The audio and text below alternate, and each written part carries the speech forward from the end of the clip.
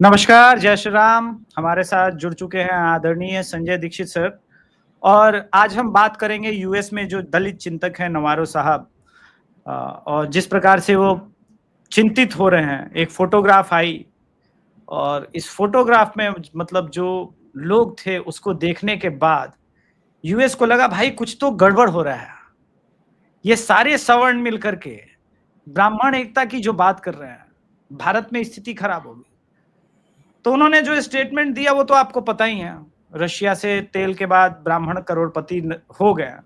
लेकिन जो उससे बड़ा स्टेटमेंट है वो अब ये है कि 6 महीने के अंदर मोदी सरकार गिरा देंगे और नई सरकार में साफ साफ कहा गया है दलितों के लिए और अकलियतों के लिए जगह मिलेगी। खड़गे जी के द्वारा पटना की रैली में।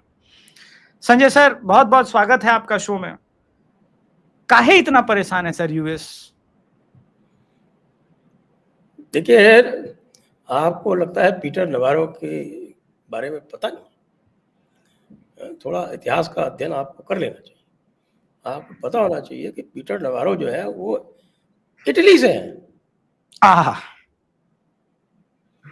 उनका इटली। मूल जो है वो इटली है और ये नियम है कि इटली में जो भी पैदा हुआ होगा उसको ऑटोमेटिकली दलित माना जाएगा। आहा, ऐसा सेंट क्वाट्रोकी कह गए हैं। अच्छा सेंट अच्छा। क्वाट्रोकी का जो कहा हुआ है वो ब्रह्म वाक्य है भारत में, कम से कम। इसलिए बिल्कुल बिल्कुल। पीटर नवारो पूरी तरह से दलित हैं, जिस प्रकार से भारत में रहने वाले इटालियन मूल के लोग और उनके जो वंशावली है वो भी दलित है।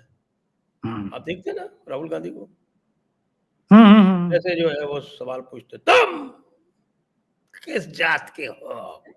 हाँ, साले एकदम सही बात। साले कमीने सवर्ण, हाँ, तुम्हारी तो ऐसी तैसी, तुमने तो यहाँ 5,000 साल पानी नहीं पीने दिया है, हमको इटली में भी पानी नहीं पीने दिया तुमने।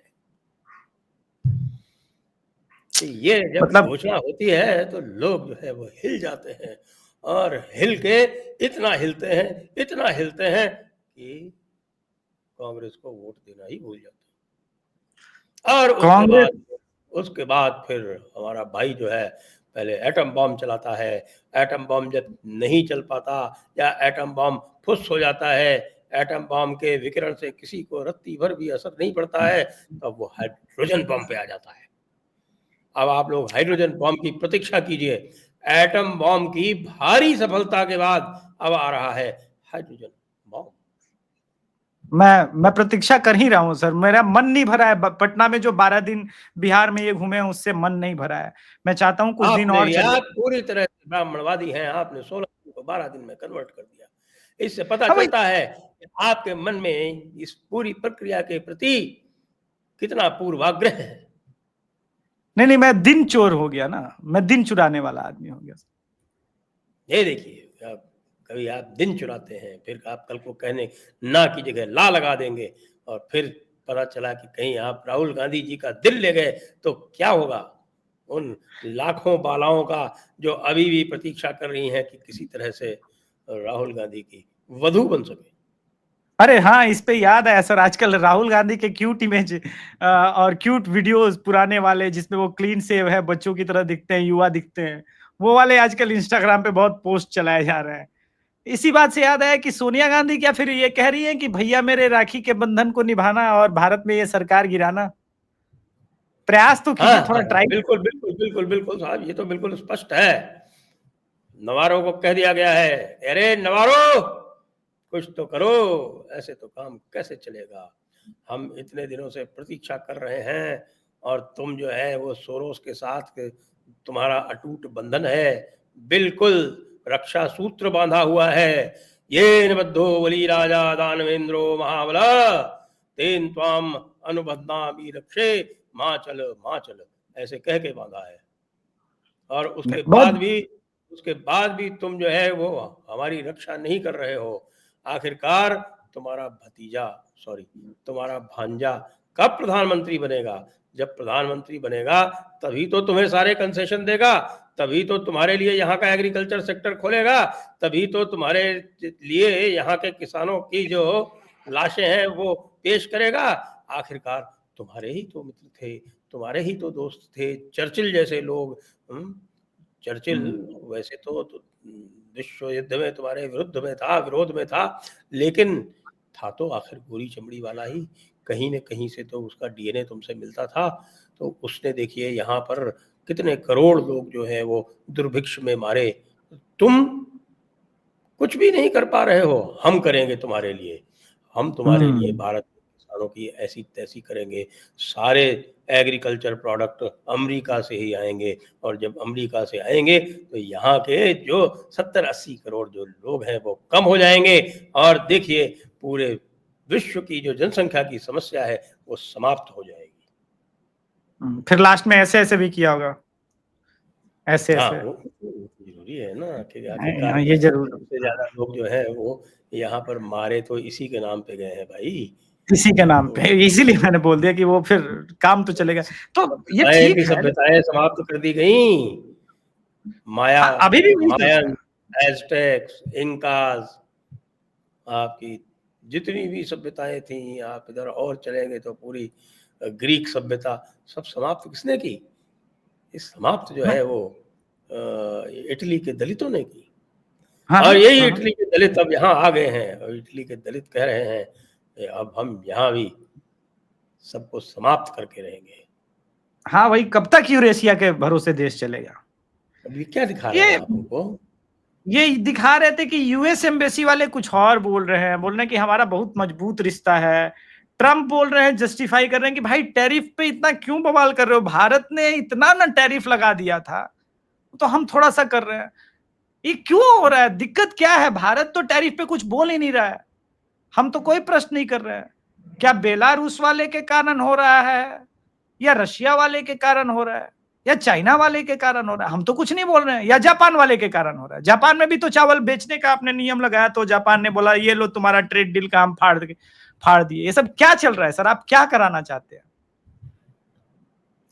हम क्या कराना चाहते हैं वो हमें पता है, लेकिन वो क्या कराना चाहते हैं उनको कतई कुछ नहीं पता है।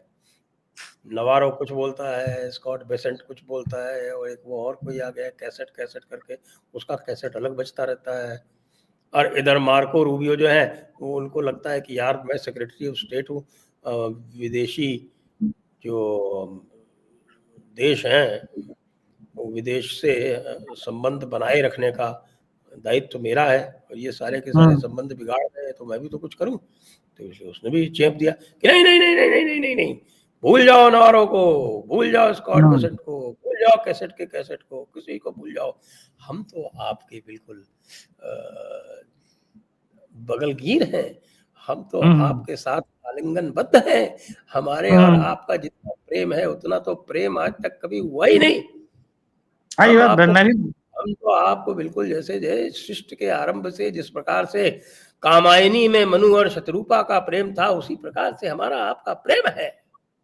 क्या बात है सर, क्या बात है सर, आप तो गजब डिफाइन किए सर, वाह सर। क्या हिमगिरि के उत्तंग शिखर पर बैठ शिला की शीतल छांव, क्या बात है, वाह वाह वाह। अगर ऐसा है तो हमको ये बताइए, फिर ये डोनाल्ड जे ट्रम्प ये क्यों ट्वीट कर रात को किए कि वे what few people understand is that we do very little business with India.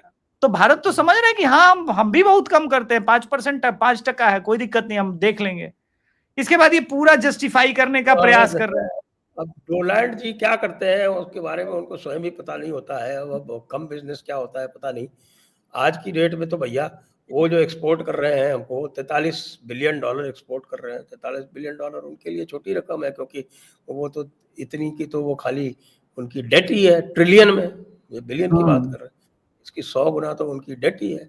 वो तो उनका तो पूरा जीवन जो है वो डेट पे ही चलता है। क्रेडिट कार्ड इकोनॉमी है उनकी। और ऊपर से आप ये देखें कि हमारे को वो सर्विसेज की जो एक्सपोर्ट करते हैं $46.8 बिलियन, और हम उनको करते हैं $46.6 बिलियन। टोटल हुआ 83.4। 83.4 बिलियन का ट्रेड सर्विसेज का होता है, उसकी वो बात ही नहीं कर रहे, क्योंकि उसकी जैसे ही उन्होंने बात की तो पता चलेगा कि उनकी जो सर्विसेज यहाँ आ रही हैं उनकी हो जाएगी इकट्ठी। लेकिन जिस तरह से वो H1B पे जा रहे हैं, मुझे लगता है वो दिन भी अधिक दूर नहीं है।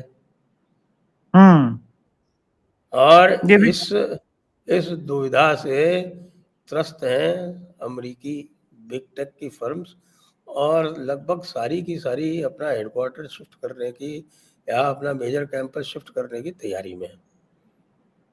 अमेज़न अपना ग्लोबल सेंटर वो भारत में बनाने के प्रयास में है। माइक्रोसॉफ्ट जो है वो अपना हेडक्वार्टर दुबई शिफ्ट करने के लिए पूरी तरह से तैयार है। जॉन डियर ट्रैक्टर्स वाले वो देख रहे हैं कि ये क्या हो रहा है, वो उन्होंने अपना हेडक्वार्टर शिफ्ट कर लिया, मेक्सिको चले गए। फोर्ड वाले वो शिफ्ट हो गए, कनाडा चले गए। तो ये भाई साहब जो कुछ भी कर रहे हैं इसका इम्पैक्ट हो रहा है बिल्कुल उल्टा। जॉब्स हो रहे हैं कम, और उनकी जो पॉपुलैरिटी का स्तर ये है कि अब 60% लोग कह रहे हैं कि ये जो इनकी पॉलिसीज हैं उससे नुकसान हो रहा है। पॉपुलैरिटी घट के आ गई 38% पर, और हालात इतने ख़राब हुए कि पता चला कि वो इंट्रावीनस ब्लड इनसफिशिएंसी भी हो गई। भाई साहब को हॉस्पिटल जाना पड़ा। तो इसलिए उन्होंने देखा कि भाई कोई तो रास्ता निकालो। अच्छा, टैको तो वो है ही, ट्रम्प ऑलवेज। तो उन्होंने कहा यार इधर भी लगता है चिकन आउट होने का कोई तरीका, अगर मान लो चिकन आउट होना पड़े तो कम से कम माहौल तो बनाना शुरू करो। तो इसलिए उन्होंने भी थोड़ा सा माहौल बना दिया। फोन भी तो नहीं उठ रहा है। बातें कर रहे हैं ना। अब कल मैंने आज सवेरे मैंने उसका वीडियो डाला था। India is not letting us in. India does very little business with us. This, that. We have tremendous trade deficit. We are being cheated. आपको पता है इनकी ट्रेड डेफिसिट चाइना से कितनी है? $270 बिलियन मात्र। मात्र 270। EU से कितनी है? $161 बिलियन मात्र। ओनली। इसके अलावा 5 और हैं जो भारत से अधिक है, जिसमें जापान भी शामिल है, जिसमें मेक्सिको भी शामिल है, जिसमें कनाडा भी शामिल है। इसकी सारे की जो डेफिसिट है वो ट्रेड डेफिसिट इनकी भारत से अधिक है, अमेरिका के सारे देशों के साथ में। लेकिन टारगेट कौन है? भारत, इंडिया। क्योंकि भारत जो है वो ब्राह्मणवादी है, बाकी सब तो पिछड़े और दलित हैं। ये गुस्सा इसमें नहीं, वो तो आपने ठीक है। गुस्सा इसी बात का है या यूक्रेन पैसा ले रहा है यूएस से, डीजल खरीद रहा है भारत से, वो तो भारत बहाना है, तो साला बहाना है। यूक्रेन ले रहा है, खुद अमेरिका ले रहा है ना। डॉक्टर जयशंकर ने क्या कहा कि तुम काहे ले रहे हो भैया, तुम क्यों ले रहे हो? तो सबके ऊपर लगाए हो टैरिफ, ये पेट्रोलियम प्रोडक्ट्स के ऊपर काहे नहीं लगाया हो टैरिफ? पेट्रोलियम प्रोडक्ट क्यों ले रहे हो तुम? भारत से क्यों ले रहे हो? अगर तुम्हें इतना ही है तो मत खरीदो, मत खरीदो ना भाई। हमारे पास कोई ग्राहकों की कमी है, हम दूसरों को बेच लेंगे। चाइना तैयार है लेने के लिए। रशिया की रिफाइनिंग कैपेसिटी कम हो गई है, रशिया खुद यहाँ बेच के रिफाइन करा के वापस मंगा रहा है। हमें क्या कमी है? हमें क्या, ठीक है। नया राकेश आपने लगा दिए तरह तरह के रेस्ट्रिक्शंस, और उनके पास वो क्रूड लेते थे, रशिया से लेते थे क्रूड, और वो सऊदी अरेबिया इराक से लेते थे। नुकसान किसका हुआ? रशिया से तो और बढ़ गया उनका, बिल्कुल। और सऊदी अरेबिया इराक ने बंद किया कर दिया कि साहब सैंक्शन लग गई उनकी। नुकसान किसका हुआ? सऊदी अरेबिया इराक का। नयारा तो अभी भी रिफाइन कर रहा है, और रिफाइन करके प्रोडक्ट्स जो है 70% भारत में देता है, 30% एक्सपोर्ट करता है, दूसरे लोगों को एक्सपोर्ट करना शुरू कर दिया। ऐसे में सर कल एक बेचैन दर्शक ने बोला कि लग रहा है कि अब मोदी सरकार गिर के रहेगी 6 महीने के अंदर।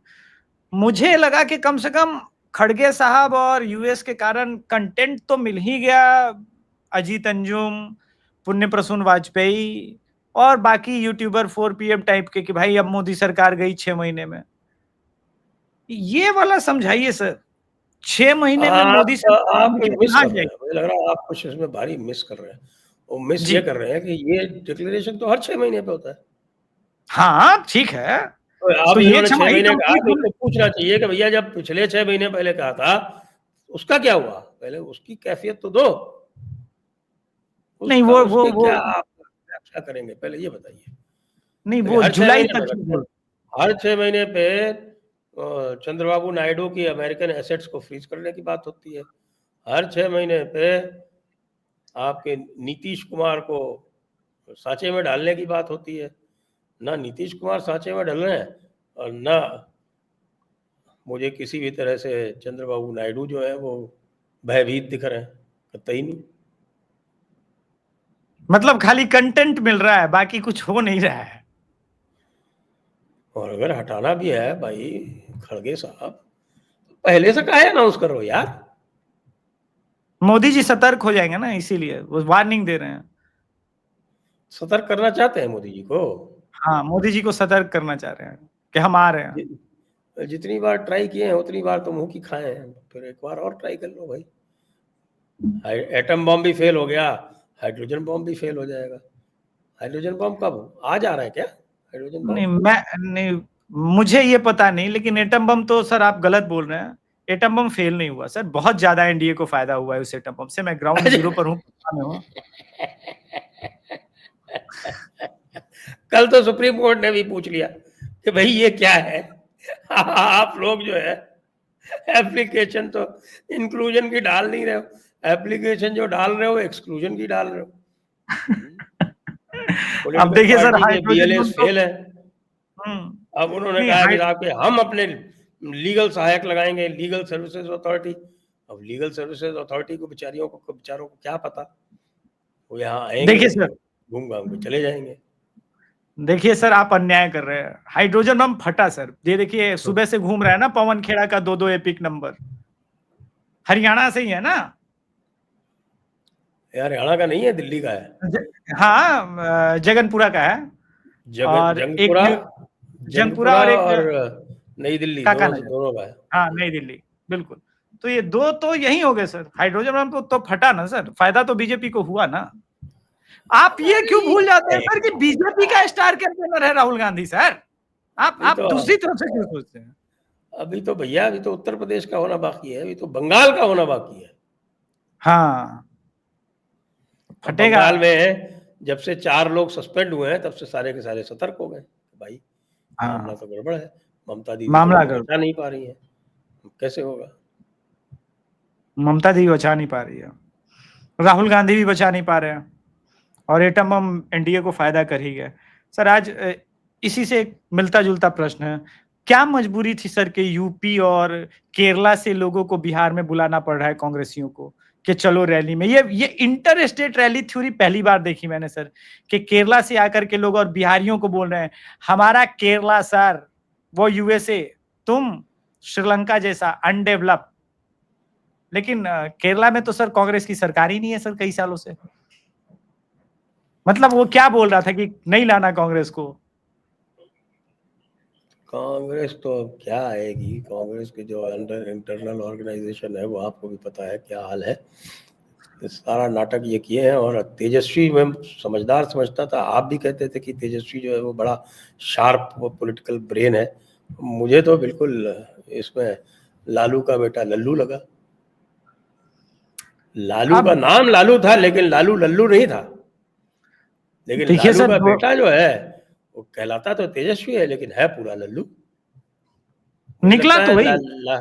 लालू जी की बात नहीं सुनी जाती। लालू ने तो कांग्रेस को कभी फटकने नहीं दिया। मतलब जिस तरह से कल जो भी देखा गया, राजद लिटरली बाहर थी फ्रेम से। और मुझे यही लगा कि सीट बार्गेनिंग के लिए अब राहुल गांधी बहुत अच्छे पोजीशन पर आ गए, अच्छी पोजीशनिंग उन्होंने बनाई है। तो आखिरी प्रश्न सर इसी से रिलेटेड है हम तो यही कि चाहते हैं कि 100 सीटें जो है वो कम से कम कांग्रेस को मिलनी चाहिए।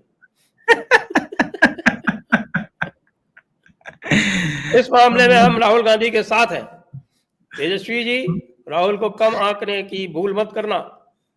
राहुल का अंतरराष्ट्रीय कद है, तुम्हारा क्या है? तुम एक मामूली बिहार के छोटे से कोने के नेता, और वो अंतरराष्ट्रीय सितारा, अंतरराष्ट्रीय दलित। जो कि इटली का दलित है, और उस इटली के दलित के मुकाबले तुम यहाँ के छोटे मोटे पिछड़े, तुम कहाँ लगते हो? कुछ नहीं, कुछ नहीं, संविधान बचा के रहेंगे। खुद 99 लेना, बाकी जो है मुकेश सहनी को दे देना। पप्पू यादव कहाँ रहेंगे फिर सर? नहीं, वो नहीं, नहीं, देखो, जैसे किया है ना आपके एनडीए ने 102 सीटें दे दी आपके जेडीयू को, और स्वयं 101 रखी। इसी प्रकार का कलेजा दिखाना चाहिए हमारे तेजस्वी बाबू को। उनको स्वयं 99 सीटें लेके और 100 सीटें कांग्रेस को दे देनी चाहिए। नहीं दोगे तो राहुल गांधी तुम्हारी बैंड से बैंड बजा देगा, हाइड्रोजन बॉम्ब तुम्हारे सर के ऊपर फोड़ देगा। नहीं, मैं राहुल गांधी के इस मामले में साथ हूं, और मैं कहूंगा कि और यूपी के लोग, जितने ही लोग हैं, कम से कम आ जाए, बिहार में रैली करें, केरला वाले भी आ जाए। हमारे अखिलेश बाबू आए थे ना, देखो। अरे बढ़िया अखिलेश, हाँ, लेकिन अखिलेश के पीछे भी पड़े हुए हैं हमारे राहुल जी। अजय राय वाला मामला जो चल रहा है, अजय राय ने कह दिया कि साहब ये कौन होते हैं, क्या है, छोटे मोटे नेता। तो दर्शकों, ये छोटा मोटा एपिसोड संजय सर को मैंने बुलाया था एक्सप्लेन करने के लिए। देखिए कि बेचारे सोच रहे हैं कि भारत में कब श्रीलंका बनेगा, बांग्लादेश बनेगा, और मोदी चिल है, चीन घूम रहे हैं। शहबाज शरीफ बेचारा, छोड़िए, उसकी तो बात ही छोड़ देता है, उसकी क्या बात करें।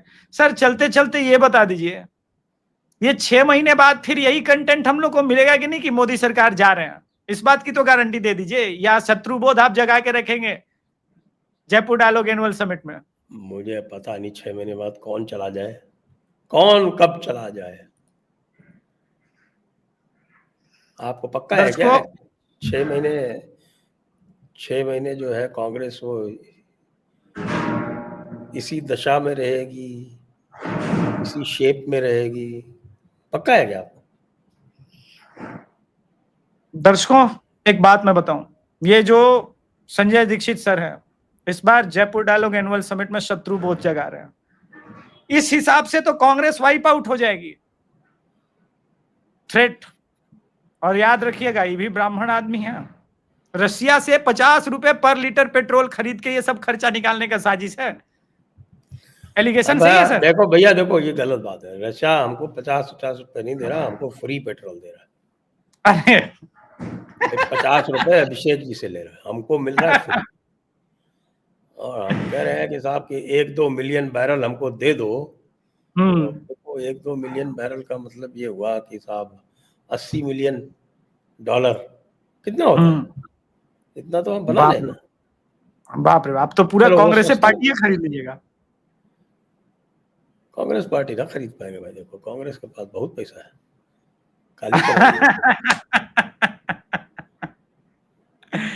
धन्यवाद सर, आप शो में आए। बहुत अमीर आदमी है, बहुत अमीर, पैसा, बहुत ज्यादा पैसा है कांग्रेस के पास, ये बात साबित कर दिया संजय सर। आप लोग भी देखिए, एक बात मैं बता दूं, जयपुर डायलॉग एनुअल समिट का बुकिंग करा लीजिए, क्योंकि लास्ट मोमेंट में अभिषेक भैया थोड़ा पैर भी लगा के एक टिकट का जुगाड़ कीजिए, बहुत दिक्कत होता है, तो पहले ही कर लीजिए, क्योंकि बहुत तेजी से फिल हो रहा है। 4 शो लेकर के आएंगे 3 दिन में, तो वहीं हम रहेंगे, इसलिए कर लीजिए। संजय सर, आप शो में आए उसके लिए बहुत बहुत धन्यवाद। जय हिंद, जय भारत, वंदे मातरम। जय हिंद, जय भारत, जय श्री राम।